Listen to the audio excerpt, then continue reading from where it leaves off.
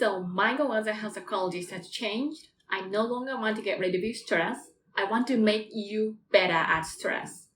And we just did a little intervention. If you raised your hand and said you had a lot of stress in last year, we could have saved your life. Because hopefully the next time your heart is pounding from stress, you're going to remember this talk.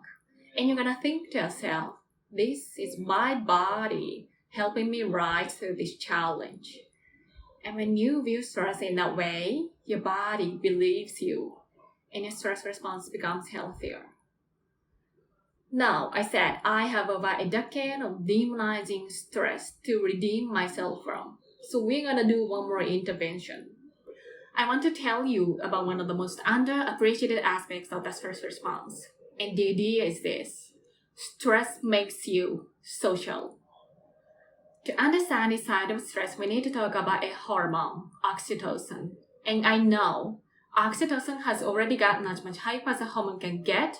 It even has its own cute nickname, the cuddle hormone, because it's released when you hug someone. But this is a very small part of what oxytocin is involved in.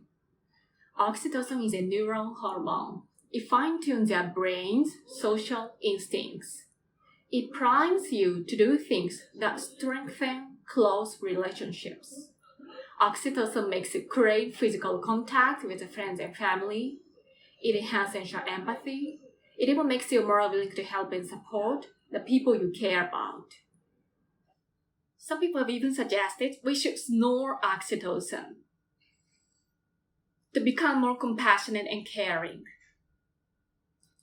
But here's what most people don't understand about oxytocin. It's a stress hormone. Your pituitary gland pumps this stuff out as part of the stress response. It's as much a part of the stress response as the adrenaline that makes your heart pound. And when oxytocin is released in the stress response, it is motivating you to seek support. Your biological stress response is nudging you to tell someone how you feel instead of bottling it up. Your stress response wants to make sure you notice when someone else in your life is struggling so that you can support each other. When life is difficult, your stress response wants you to be surrounded by people who care about you.